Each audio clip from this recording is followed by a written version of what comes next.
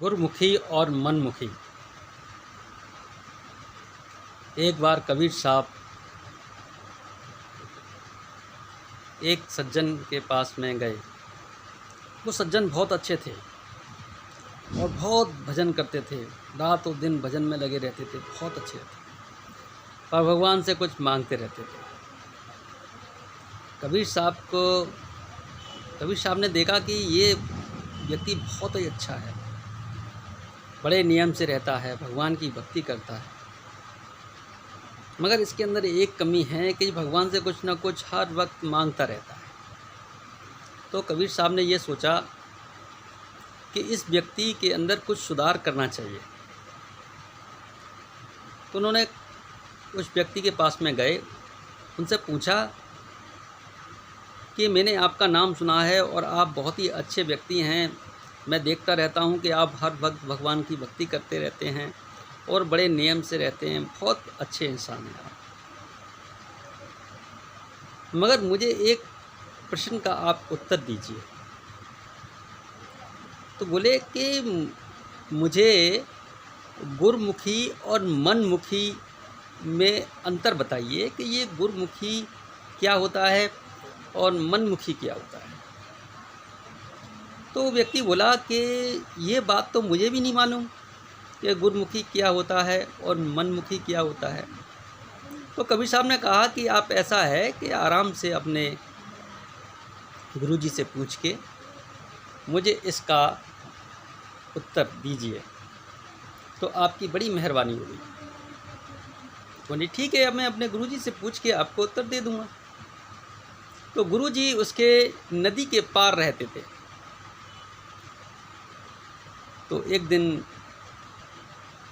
उस व्यक्ति ने सोचा कि चलो आज बहुत दिन हो गए, गुरुजी से मुलाकात भी नहीं हुई, तो मैं अपने गुरुजी से मुलाकात कर लेता हूँ।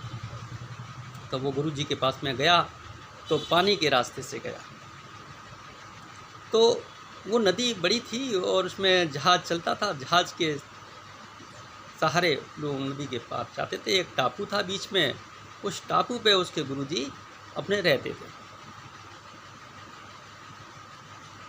तो पानी के जहाज़ में जब बैठ के वो जा रहा था तो बहुत ज़ोर से बारिश हो गई। तो उसने कहा कि हे खुदा, पानी में पानी पाड़ने से क्या फ़ायदा, कहीं सूखे में पानी पड़ता तो किसी का भला होता। तो भक्ति में तो इतनी पावर होती है कि उसने भगवान की भक्ति की तो भगवान ने उसकी सुनी और वो पानी वहीं बंद हो गया। अब जहाज़ में बैठे भगवान का भजन करते हुए और जा रहे थे गुरु जी से मिलने के लिए, तो देखा कि उस जहाज़ के नीचे एक बहुत बड़ी मछली आ गई है, उस जहाज़ को पलटने की कोशिश कर रही है। तो जहाज़ वो हिलने लगा और हाहाकार मच गया, वहाँ रोना राटना चालू हो गया। तो वो व्यक्ति बोला कि हे खुदा, क्या सभी लोगों को मार देगा?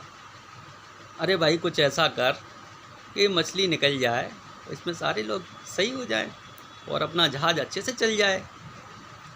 तो भगवान ने उसकी प्रार्थना सुनी और वो जहाज़ ठीक होने लगा और सही से चलने लगा।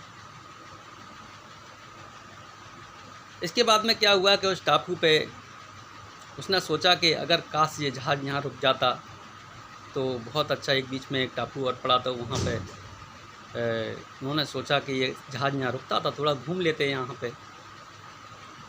तो उसने सोचा तो भगवान ने उसकी सुनी और तुरंत वहाँ जहाज़ रुक गया। बोला कि भाई आप लोग घूमो फिरो और यहाँ पे आपको इतने बजे जहाज़ जाएगा तो आप आ जाना घूम फिर के। तो वहाँ पे वो अपना टापू पे देखने लगे, लोग घूमने लगे। वो अपनी एक जगह पे जाके भगवान का भजन करने लगा। और जैसे ही उसने भगवान का भजन अपना चालू किया और बड़े ज़ोर से भूख लगने लगी, और भी महात्मा लोग वहाँ बैठे हुए थे, उन्हीं के पास में बैठ के वो भजन करने लगा।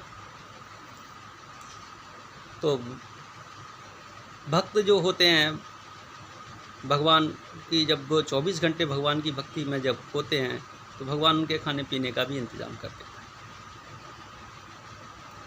तो उनके पास में आकाश मार्ग से कुछ थालियाँ, जैसी समय हुआ सबको खाने का भोजन आया, पर उसके पास में खाने का भोजन नहीं आया जो व्यक्ति था। तो बोला भगवान का भजन तो सभी लोग करते हैं, ये लोग भी करते हैं, मैं भी कर रहा हूँ, तो भगवान मुझसे क्यों नाराज़ हो गए? भाई मेरे पास खाने का भोजन भगवान ने क्यों नहीं भेजा? तो बड़ा दुख हुआ उसको। तो एक महात्मा जी ने उसको थाली अपनी दे दी कि आप इसे खाओ, कोई दिक्कत नहीं है। तो जैसे ही उसने खाना स्टार्ट किया तो वो थाली गायब हो गई। तो बोला कि भगवान मुझसे इतना नाराज़ क्यों है? तो एकदम आकाशवाणी हुई कि बोला कि आप मनमुखी हो, भगवान से कुछ ना कुछ मांगते रहते हो, तो आपकी जो भक्ति है खर्च हो जाती है। इसलिए निष्काम भाव से भक्ति करना चाहिए। भगवान जो भी कर रहे हैं अच्छा कर रहे हैं, आपको अपना भक्ति करो जिससे कि आपकी भक्ति इकट्ठी हो और आपको मोक्ष की प्राप्ति हो। इसलिए आप मनमुखी हो, आप गुरुमुखी नहीं हो। गुरुमुखी जो व्यक्ति होते हैं भगवान से कुछ नहीं मांगते, निष्काम भाव भक्ति करते चले जाते हैं अपने नियम से। तो उसको ये बात पता लगी तो वो अपने गुरुजी के पास ने मिलने ही नहीं गए, फिर वो वापस लौट आए। और जो कबीर साहब उनके पास में गए और कबीर साहब से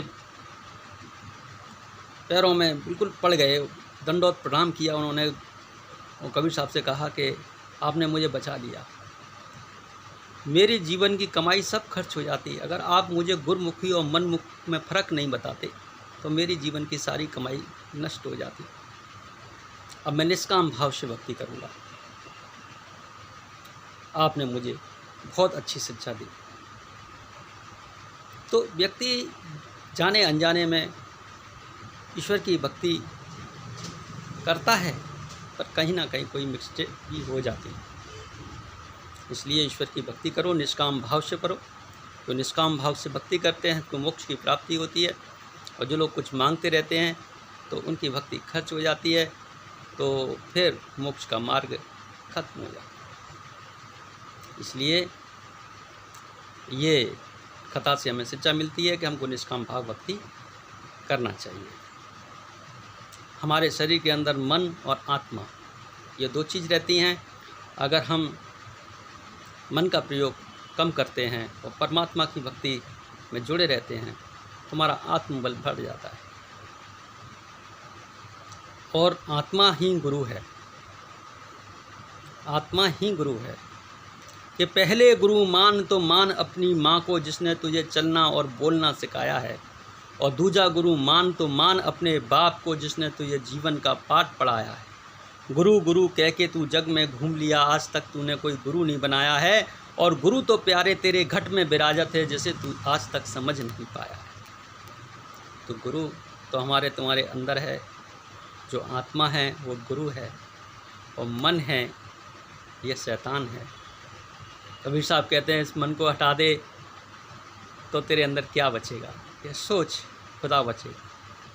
तेरा राम तो ही में तू अंत कहाँ भटके, जैसे घी छुपा मक्खन में पर निकलत ना है बिना रही करके। नमस्कार दोस्तों, मेरे चैनल को शेयर करें। जय जय गुरु महाराज की।